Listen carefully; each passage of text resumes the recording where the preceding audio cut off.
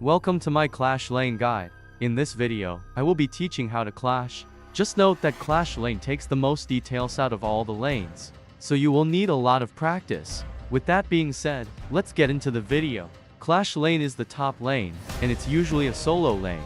That makes it one of the most punishing and rewarding lanes in the game. Win lane, and you set up your team for easy objectives. Lose it, and you're stuck playing catch up for the rest of the game. So what's the main job of a Clash Laner? Survive, scale, and dominate your matchup. You want to control the wave, look for smart trades, and eventually rotate or join fights when the timing is right. Anyways, let's get into a real game. Please note this is a game from CN server, where Yang Jian has been reworked. With that being said, it's about learning the concept. We're facing against a Charlotte, where it's normally an equal fight.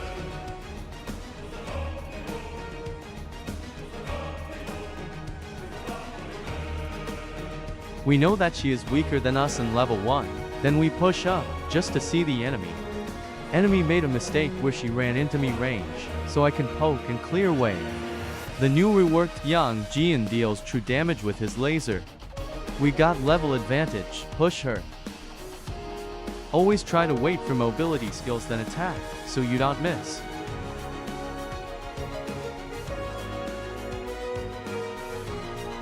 Capitalize on her death, get the enemy jungle.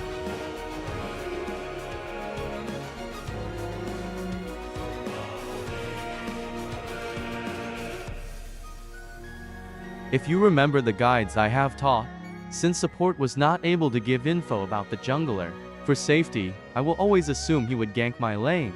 As you can see the timer, it's almost 125. If we push the wave might get stuck under their tower. And if it gets stuck, I'm forced to push out and their jungle can easily gank me. So I decided to freeze the wave and contest for neutral jungle. After the rework, his first skill auto-targets anyone who is in the radius. Get the neutral creep, use your second activation. Yang Jian has a passive where if the skill kills anyone with first skill, it resets. And you can see my jungler is signaling to gank. Immediately use it to get close to the enemy and stun her, so that my jungler is able to successfully gank. Habit of pinging for flash so my teammates can know if the enemy can run away with flash. Enemy jungler comes, it's a 2v1. Fade has a debuff where he gets more stun duration when on walls, abuse that information. If you're wondering why my model is big, it's because he off the rework, where he gets extra health, bigger radius attacks. Anyways, because of my aggression, the enemy jungler is forced to back off. No point going for a trade when you are up to kills.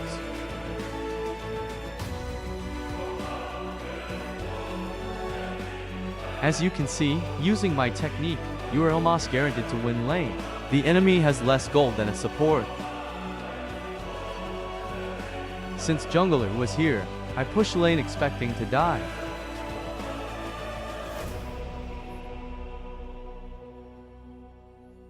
He was pretty healthy, it was not worth the risk, backed off.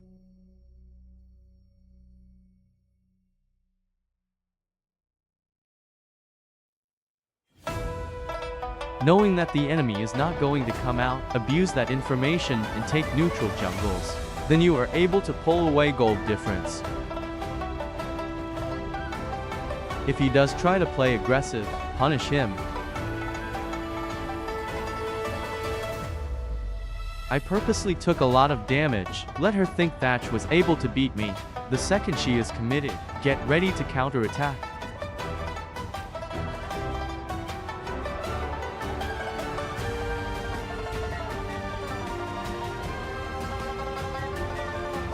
Habit of checking bush because enemy mid was not on the map. Push wave, so that the tower can deny the enemy gold. Unfortunately their jungler came, so they were obliged to eat the gold. Not much to do but to wait for the next wave.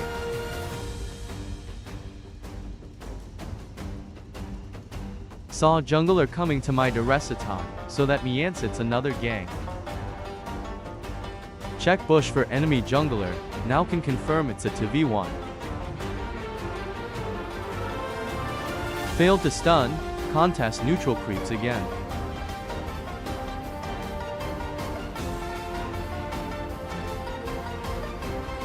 Jungler took teleport, forced to stay in lane again. Until we look at the map and saw mid wants to row to bottom.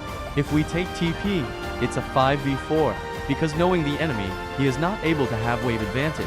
So he is stuck in lane. If he comes out, we can poke him. Rotate immediately to initiate a team fight. Because mid was already there, we have position advantage. Ado contest dragon. Rookie mistake, never push up alone. Because we left lane, she is now pushing the wave. Rotate back immediately.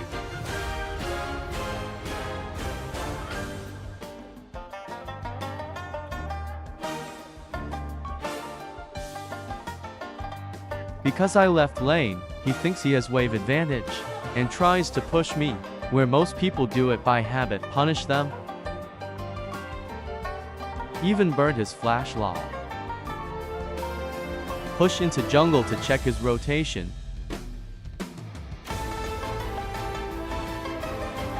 Not much to do but to farm and wait for next wave.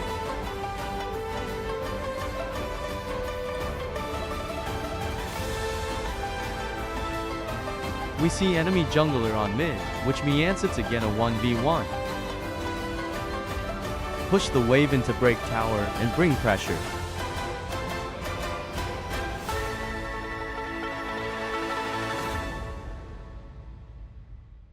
Now that the tower is down, you deny their farm by eating their jungle.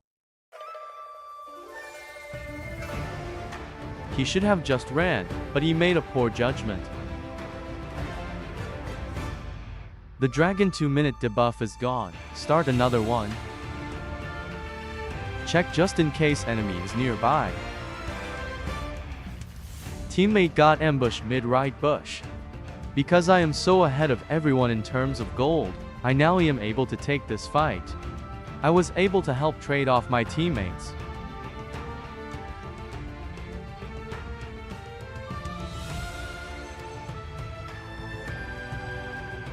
Push mid tower for more map pressure, and plus it's a 3v1.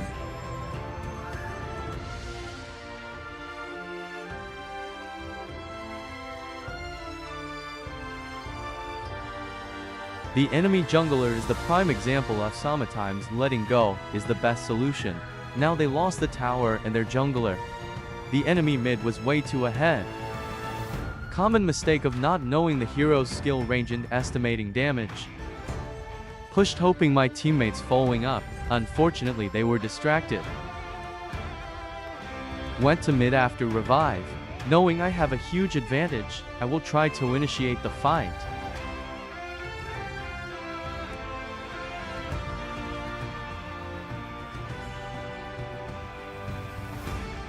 Since we know they are backing off, we can wrap around them.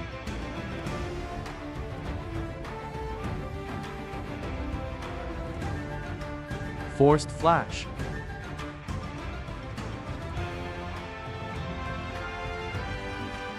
Jungler was too far, died on his own.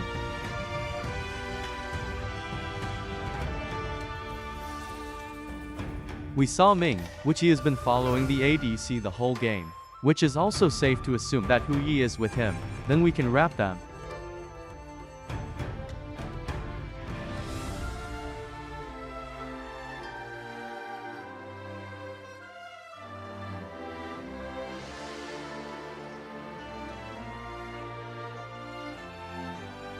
Good Yarria stun.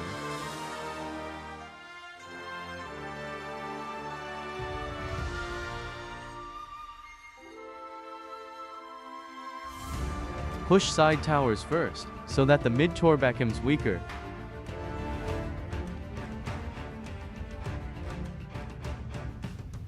Pushed up to initiate and soak damage, but teammate wasn't able to follow up.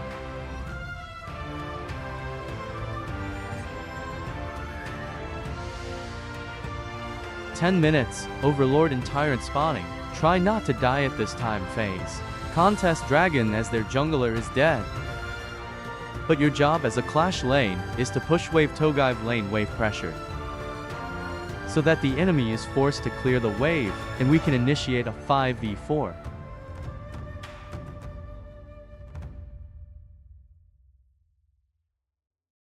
Knowing they want the red, I want to contest. Flash to stun the ADC.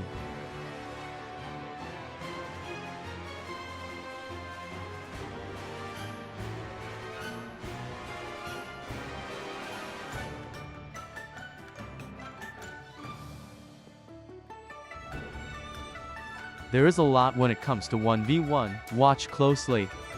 Heal before you die. Immediately follow up with a stun. Use your first skill to reposition. Pull downwards, and then upwards to dodge the skill. When you have no skills, your movement is the best skill. Fake Quadra. Because of that, we won the game.